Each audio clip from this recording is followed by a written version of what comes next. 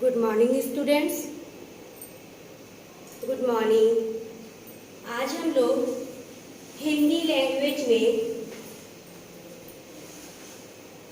चौथा चैप्टर वाक्य विचार पढ़ेंगे। वाक्य विचार में सबसे पहले हम लोग यह जानेंगे कि वाक्य है क्या। वाक्य क्या है? तो शब्द जब सार्थक शब्द जब मिलकर शब्दों के समूह एक साथ मिलते हैं तो एक वाक्य का निर्माण करते हैं। वाक्य को इंग्लिश में बोलते हैं सेंटेंस। हम लोग पिछले क्लास में पढ़ चुके थे कि शब्द किसे कहते हैं। वर्णों के मेल को शब्द कहते हैं, लेकिन उन वर्णों का मेल भी सार्थक होना चाहिए, तभी एक सार्थक शब्द का निर्माण होता है। सार्थक शब्द का मतलब क्या होता है? सार्थक शब्द का मतलब होता है जिसका कोई एक निश्चित अर्थ निकले, उसे ही सार्थक शब्द कहते हैं। इसी तरह सार्थक शब्दों के मेल से जो कुछ भी बनता है, उस जो कुछ को ही हम लोग वाक्य कहते हैं। देखिए, आलोक पत्र लिख रहा है। आलोक एक शब्द है, पत्र एक शब्द है, लिख एक शब्द है, रहा एक शब्द है और है। तो क्या कर रहा है? आलोक पत्र लिख रहा है। ये जो बहुत सारे शब्द एक साथ मिले हैं और एक वाक्य की रचना कर रहे हैं। तो आलोक पत्र लिख रहा है, ये क्या है? ये हम लोगों का एक वाक्य है, एक सेंटेंस है। अनुराधा गीत गा रही है, मोर नाच रहा है।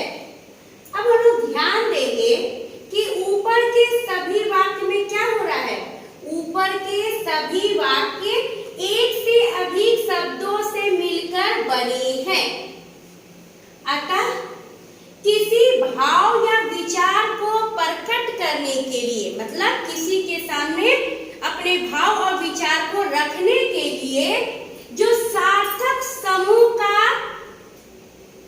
सार्थक शब्दों का जो समूह होता है, वही वाक्य कहलाता है।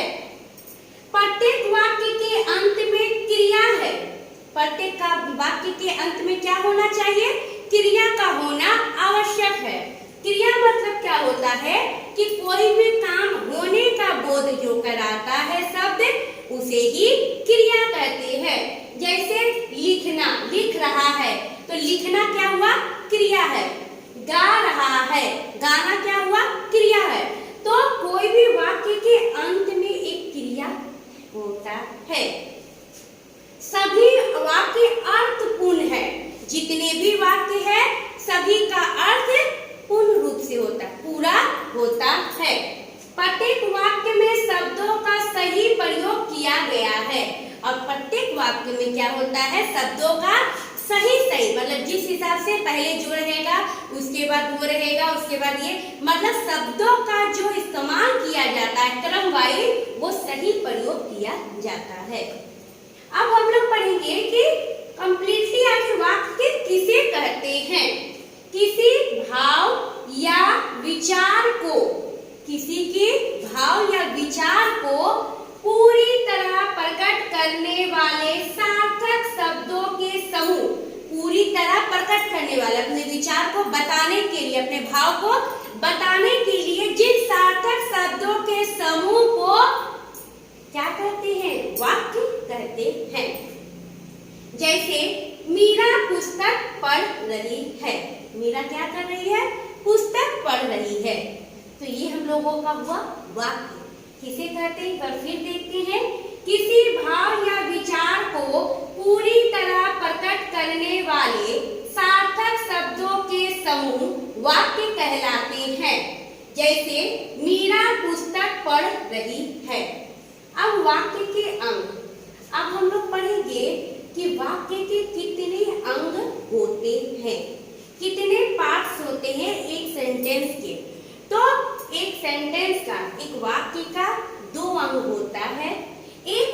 है उद्देश्य और दूसरा होता है विधेय।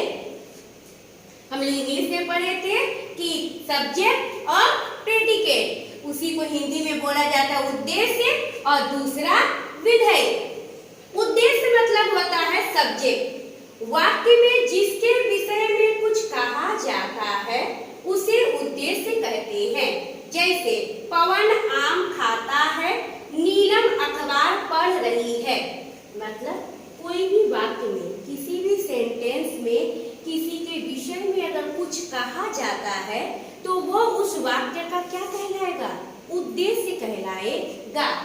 जैसे पवन आम खाता है और नीलम अखबार पढ़ रही है, यानी पवन क्या कर रहा है? आम खा रहा है और नीलम क्या कर रही है? अखबार पढ़ रही है। ठीक उसी तरह दूसरा हम लोगों का है विधेय, प्रीडिकेट। वाक्य में उद्देश्य के विषय में जो कुछ भी कहा जाता है, इस उद्देश्य के विषय में जो कुछ भी कहा जाता है उसे हम लोग क्या कहते हैं? उसे हम लोग विधेय कहते हैं। जैसे कृष्ण स्कूल जाता है। कृष्ण क्या करता है? कहाँ जाता है? तो कृष्ण स्कूल जाता है और मीरा नाचती है। मीरा क्या कर रही है? तो मीरा नाच रही है। क्या समझे हम लोग? वाक्य के दो अंग होते हैं, एक होता है उद्देश्य और दूसरा होता है विधेय। उद्देश्य किसे कहते हैं? उद्देश्य को इंग्लिश में कहा जाता है सब्जेक्ट। वाक्य में जिसके विषय में कुछ कहा जाता है उसे उद्देश्य कहते हैं। जैसे पवन आम खाता है, नीलम अखबार पढ़ रही है। ठीक विधेय, प्रीडिकेट। वाक्य में उद्देश्य के विषय में जो कुछ भी कहा जाता है उसे विधेय कहते हैं। जैसे कृष्ण स्कूल जाता है, मीरा नाचती है। तो हम लोग क्या पढ़े आज? मूल रूप से हम लोग पढ़े कि वाक्य किसे कहते हैं, वाक्य के कितने अंग होते हैं, उन अंगों के क्या क्या नाम होते हैं और उनकी परिभाषा। फिर से पर हम लोग देखते हैं कि वाक्य किसे कहते हैं। किसी भाव या विचार को पूरी तरह प्रकट करने वाले सार्थक शब्दों के समूह वाक्य कहलाते हैं। जैसे मीरा पुस्तक पढ़ रही है। वाक्य के दो अंग होते हैं, एक होता है सब्जेक्ट, दूसरा होता है प्रीडिकेट। मीन्स एक होता है उद्देश्य और दूसरा होता है विधेय। उद्देश्य किसे कहते हैं? वाक्य में जिसके विषय में कुछ कहा जाता है उसे उद्देश्य कहते हैं। जबकि वाक्य में उद्देश्य के विषय में जो कुछ भी कहा जाता है वो क्या कहलाता है? विधेय कहलाता है। जैसे कृष्ण स्कूल जाता है, मीरा नाचती है। थैंक यू बच्चों।